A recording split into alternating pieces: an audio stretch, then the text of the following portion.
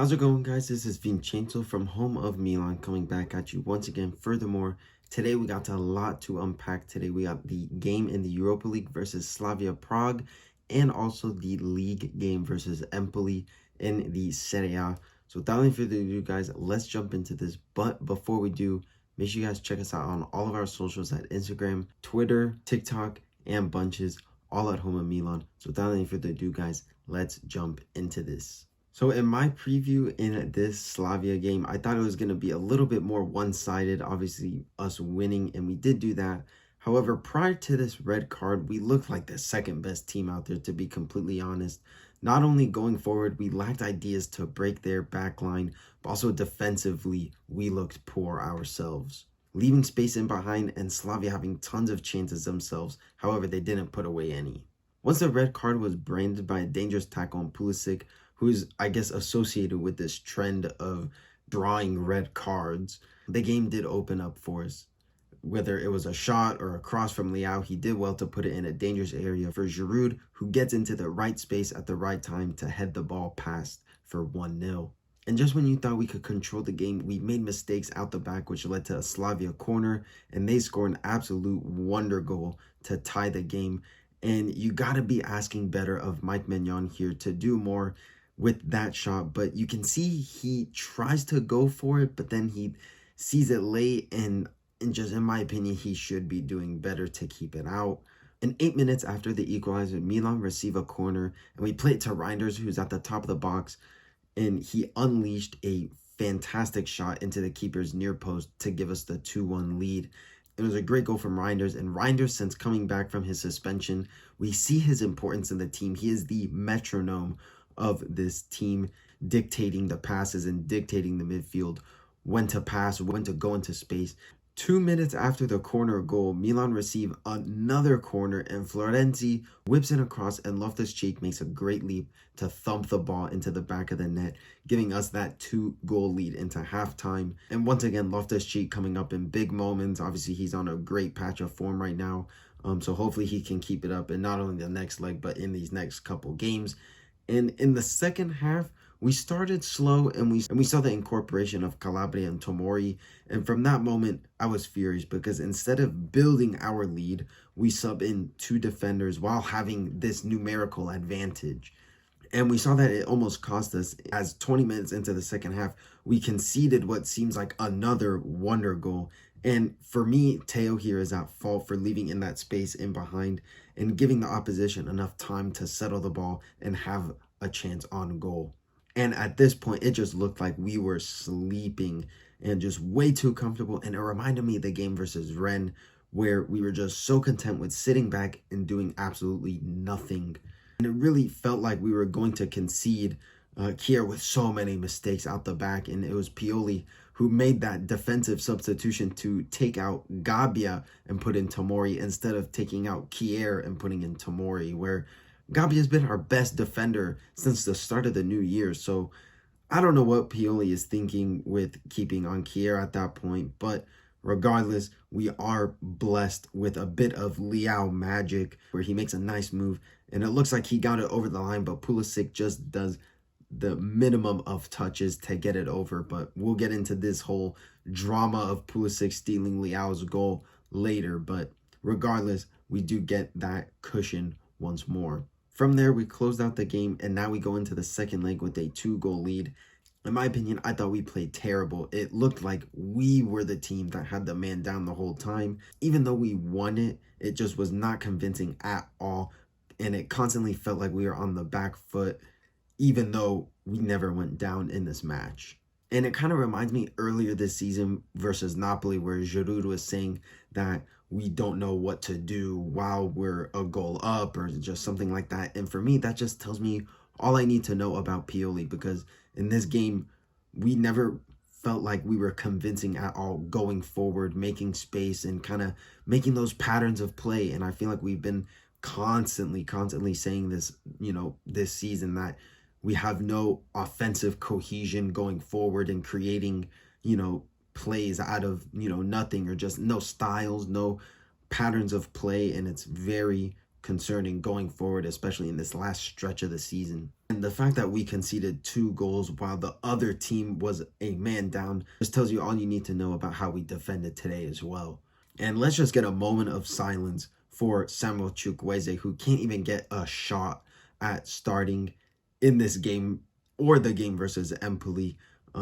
And it looks like he's dealing with the Decathlete syndrome. But in my opinion, I feel like he deserves minutes at least, especially because I feel like Pulisic also deserves a rest as well. And we see how progressive Roma are under De Rossi, getting the best out of every single player. And they're so fun to watch. And we saw them dismantle a Brighton De Zerbi side, which gets so much praise. And it leaves a bad taste in my mouth that De Rossi absolutely spanks De Zerbi, and we're linked with De Zerbi as our coach. So going forward, I don't know if De Zerbi could be the right option for us. And also, players coming out in interviews like Loftus-Cheek saying, you score 4, you win, but you're not happy. Let's go to tops and flops. Top, I'm going to say Reinders. Like I said, I thought he was the metronome in this game, passing well, doing what he could to make space by passing or moving into it. And also he took his goal well. So therefore, Reinders is going to be my top. And my flop, gotta be Kier, hands down. It's crazy to me how he didn't get subbed out. And in my opinion, he could have costed us a goal and just an overall sloppy performance from the Dane. Let's move on to the next game versus Empoli in the Serie A. And in a rotated team, we thought that we could see something similar to the Monza game, but it seemed like we were creating chances, but in the last moments of the play, when it came to be decisive, we just fell short. And we saw Tomori and Tia be partnered for this game, and I thought they did okay. Empoli not really threatening thanks to them, and I think overall they looked good, especially the first start for both of them and obviously Calabria. And this was the first time we saw Teo, Tomori, Tia, Calabria, and Mike Maignan, our starting defense, start for the first time in a very, very long time. I thought all of them looked good. It took us up until the 40th minute to gain the lead through Christian Pulisic with an assist from Noah Okafor. And like I said in the previous segment versus Slavia Prague, there's just been so much talk about Pulisic and Leao and the drama about Pulisic stealing Leao's goal. And I just think this is the media trying to put them against each other and divide the fan base. And again, Noah Okafor being very clinical in these last couple games, being called upon from either the bench or starting. And today he was very decisive for the team, and he got a very nice assist today. Personally, like I said previously, I would like to see him as a center striker, number 9, but he did a great job being Leao's wing replacement. And after that, it was a pretty straightforward game. If you look at the XG, ours was not great at all with a 0.84, while Empoli's was even way worse at a 0.19. So statistically, the defense had a great game shutting down Empoli's attack. Let's just go to tops and flops.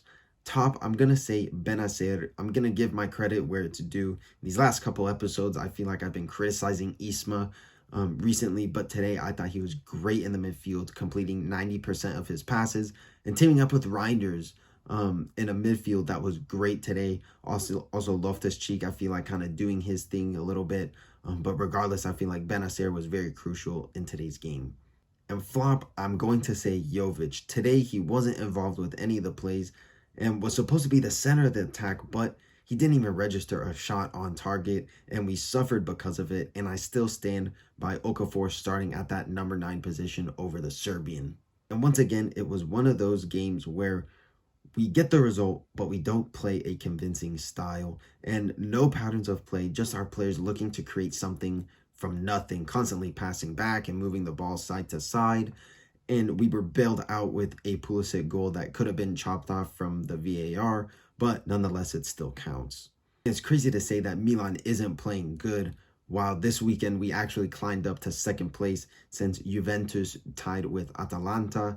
And I just think it goes to show that, we have to stick through in these last couple months and focus on the Europa League and hope that we can grab a good result versus Slavia in the second leg. And moving on to that game versus Slavia, obviously in the first leg, it ended 4-2. Obviously, they have a suspension because of their red card, but I just don't think that's going to be a game changer for them. The Slavia manager said, I'm very convinced that we will win at home. And to be completely honest, I feel like Milan didn't play great in the home leg. But I'm hoping that, with a rested team, we rested Giroud, we rested, obviously, Leao is going to be fresh and fit. But regardless, I don't give a damn what this Slavia manager says. We have to go out and win, even though I think it will be a very tough game because Slavia themselves are going to want to win it.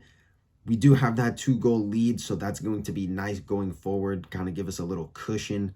But I feel like the earlier that we can take the lead, the more easier the job will be to get it done. And I think we will do that just ever so slightly. I think it'll be a 2-1 victory for us going forward. And moving on to the quarterfinals of the Europa League.